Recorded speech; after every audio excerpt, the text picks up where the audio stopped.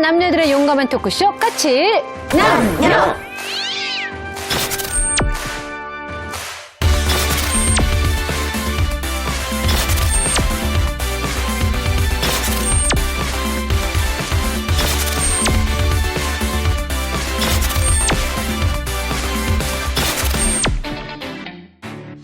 자, 2017년 대한민국은 그 어느 해보다도 젠더 이슈로 뜨거웠습니다.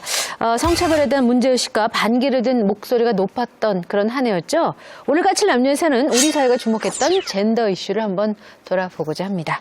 까칠한 시선으로 정리한 2017년 대한민국 젠더 이슈 총정리 지금부터 시작합니다.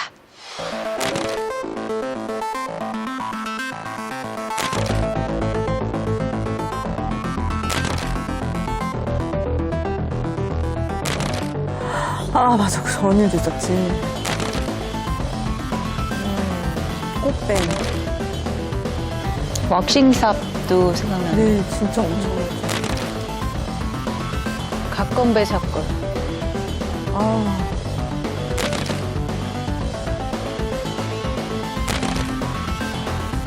되게 많네요. 정말 어마어마하네요. 바람잡이 날이 없어.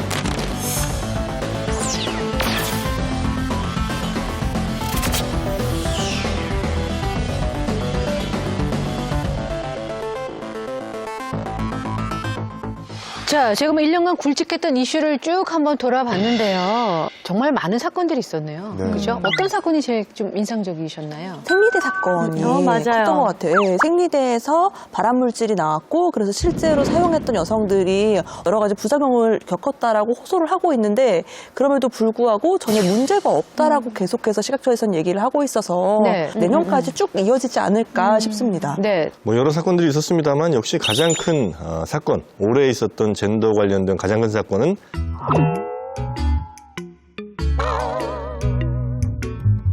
까칠 남녀가 미디어에서 이렇게 시작이 됐다는 것. 얼마나 큰 사건입니까? 약간 자화자찬인가요? 아니, 미디어에서 이런 걸 본격적으로 다룬다는 것 자체가 큰 사건이에요. 네. 까칠한 그쵸, 남녀 예, 같은 프로그램은 많아졌어요. 그래서 근데 한쪽 얘기만 듣는 게 많지 이제 양쪽이 서로 얘기를 나눈다는 것 자체가 의의가 있다라는 거 좀 생각이 듭니다. 의의도 있고 힘들기도 하시다고 하더라고요. 같이 제일 힘드시지 않으세요? 아니, 좀 괜찮습니다. 힘들어진 분이 한두 분 계시는데요. 네. 우리가 사실 저도 그렇지만 여러분들도 까칠 남녀를 시작한 이후로 좀 많은 변화가 있으셨을 것 같은데 네네. 올 한해 개인적인 젠더 이슈는 무엇이었을까? 좀 궁금해지네요. 저는 얼마 전에 여자 후배한테 연락이 왔어요. 아, 선배님 잘 지내세요? 막 이렇게 왔는데 원래대로 하면 그래 요즘 잘 지내니? 요즘 뭐 하고 있어? 방송 뭐 하니? 약간 이렇게 보내야 되는데 이게 갑자기 까칠 남녀가 그러니까 맨스프레인이 될 수도 있겠다. 자기 검열이. 네, 갑자기 이런 생각이 자기 들어서 공유를 하기 시작했군요.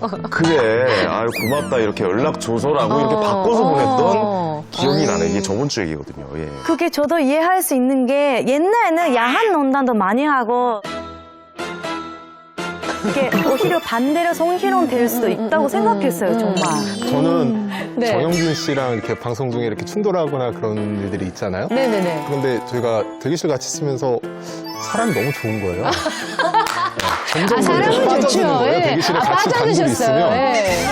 그러면서 드는 생각이 성차별이라는 건 이렇게 인격의 문제가 아니다. 성차별적 사고방식이란 인격의 문제가 아니다. 이건 구조의 문제인 것이다. 아니 까칠 남녀 하시면서 교수님도 교수님이지만 은하선 씨는 특히 좀 많이 화제가 되고 악성 댓글도 굉장히 많았잖아요. 네, 그 전에도 사실 있긴 했는데 이제 방송을 하기 시작하면서 더 많은 악성 댓글 그리고 외모와 관련된 그런 성희롱들도 굉장히 많이 달리더라고요. 저도 그런데 얼마나 많은 여성 연예인들이 그런 외모에 대한 성희롱들에 당연하게 그냥 노출되고 있는가에 대해서 많은 생각이 들더라고요. 그렇죠. 뭐 네. 악성 댓글이라는 거 정영진 씨가 또 최고잖아요.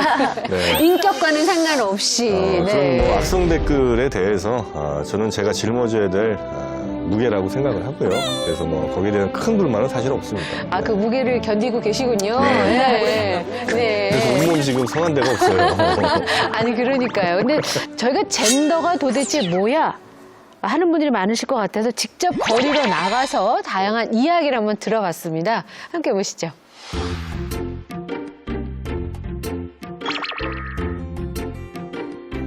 그건 상품명 아니에요? 옷 종류인가? 방송에서 내가 젠더라는 얘기 들어본 적이 있거든요. 번개 같은 거? 썬더 같은 거 있잖아요. 그런 거 빠는 거 썬더. 있잖아요. 그런 거 같아요. 젠더 썬더. 애기들은 모르지. 그런 단어가 있을 줄 몰랐어요. 저 정도로 모르는. 아, 몰라요. 모르죠. 저 몰라요. 교육을 받은 적이 없어요, 젠더라는 것에 대해서. 성별이라고 생각해요. 트랜스젠더? 예전에 영어 공부할 때 저게 1번이죠. 성이라고 젠더, 성별이라는 뜻인 거예요. 네, 옷에도 젠더리즘이라고 있는데 뭐 여성이랑 남성이 이렇게 구분지어서 되지 않고 좀 이렇게 합쳐서 옷도 입고 좀 그런 걸로 알고 있거든요.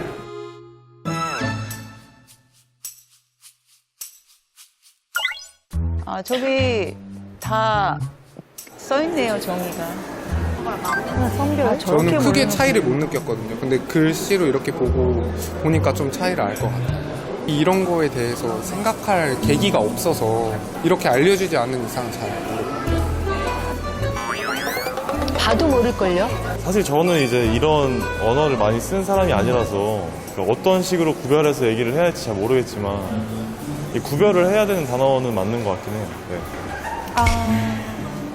네. 생물학적인 건 그냥 육체적인 것만이고 젠더라는 건 뭐 생각이나 관습이나 그런 거로 또 구분이 될 수 있는 뜻인 것 같아요.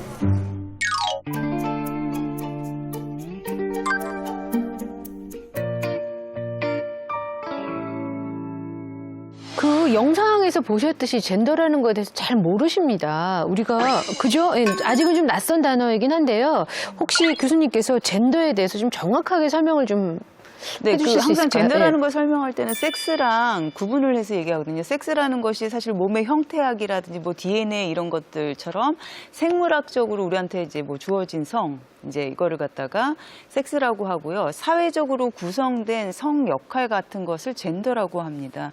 보통 이제 남자는 남자답게 여자는 여자답게 길러지면서 구분된 사회적인 성별의 차이가 있잖아요. 요거를 젠더라고 이해하시면 됩니다. 그러면 왜 젠더에 주목을 하는 건가요? 일단은 인구 절반이 여성인데 여성의 사회적 역할이 이제 단지 생물학적으로 태어나는 게 아니라 처음에 이제 만들어지는 것이라는, 그리고 얼마든지 바뀔 수 있는 것이라는 논의를 시작해서 이제 다양성의 영역으로 점점 확대되는 것 같아요. 남성, 여성의 어떤 양성의 문제가 아니라. 그리고 젠더라는 이 범주가 굉장히 하찮은 것으로 여겨졌는데 사실 굉장히 중요한 범주인 것 같아요. 우리가 사실 살아가는 삶의 목적이라는 거는 소위 뭐 자신의 정체성을 갖다가 실현한다든지 자아를 실현한다든지 하는 일과 굉장히 관련이 되어 있잖아요. 근데 사실은 젠더야말로 내가 어떻게 살 것인가의 문제와 직결되는 것이거든요. 여러 가지 이슈가 있었습니다만 이 젠더 폭력이라는 게 시사 용어로도 등장을 했더라고요. 자, 논란이 되었던 사회 지도층들의 발언을 보신 후에 본격적인 까칠 토크를 시작해 보도록 하겠습니다.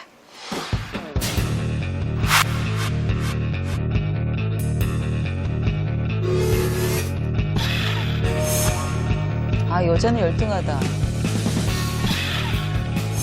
아, 여자는 결혼만 잘하면 돼는 아직도 하나요?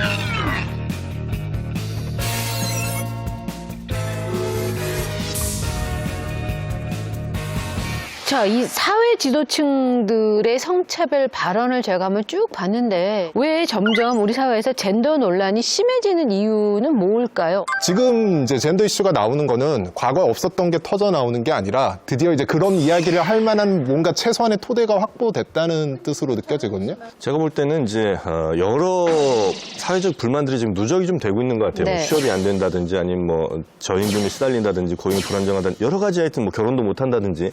그런데 원인에 대해서 누군가가 이것은 젠더 때문에 이렇게 생겼다라고 이제 촉발을 시킨 거죠. 이게 젠더 문제라고 이제 촉발을 시키면서 나와 있는 게 지금 아닌가. 전영진 씨가 지금 얘기하고 있는 것이 어떤 정치인이 나와서 이야기하거나 어떤 정치적인 이슈가 대두됐을 때 저것이야말로 좌파들이 하는 거고 저것이야말로 빨갱이들이 하는 것이라고 얘기하는 거랑 뭐가 다르죠? 지금 얘기하고 있는 것들이 원인은 여러 가지가 네. 당연히 있을 수 있는데 원인이 여러 그중에 가지가 있을 수 오로지 있는데 젠더 문제만이 이것이 원인이고 이거 젠더 문제를 해결해야만 이게 젠더 해결했느냐고 문제만 이 얘기하는 거랑 원인이라고 똑같은 얘기하는 거죠. 사람은 없었어요. 사실은 정치 따로 젠더 따로라고 생각 생각하는데 가장 개인적인 것이 가장 정치적이다라는 슬로건은 매우 유명하거든요. 이 말은 무엇이냐면 정치 자체가 젠더 없이 굴러갈 수 없다. 사실 이 안에 통합되어 있다라는 생각이 있기 때문인 거거든요. 근데 지금 정치하시는 분들은 마치 젠더가 하나의 부속 분야인 양 이제 그렇게 취급하시는 경향이 있는 것 같아요. 사실 이 의식 자체를 개선하는 게 지금 가장 시급한 문제라고 생각합니다.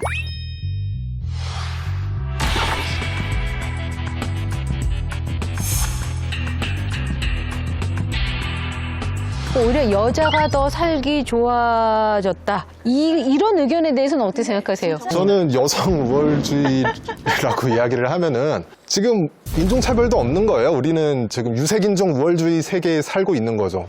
지금 경제 대국들 중국, 일본 다 유럽보다 잘 살거든요. 이미 지금 아시아인이 세계를 지배하고 있는데 무슨 사람들이 인종차별 이야기하고 이거랑 저는 똑같은 얘기를 하는 저는 생각이 들어요. 그러니까 어떤 이미지로 자꾸 그걸 가리느냐면요. 이런 거 있잖아요. 나와가지고 유명 정치인이 나 우리 마누라한테 쥐어 살아. 저는 이거 트릭이라고 생각하거든요. 예전에 당연히 맞는 말씀이세요. 다들 맞는 말씀이신데, 그러니까 한 번만 생각해보자고. 계속 나아지고 있는 단계라는 걸 다 인정하시는 거잖아요. 그거는 그러니까 항상 여러분들이 얘기하시는 건 1에서 10을 원하시는 거예요, 항상.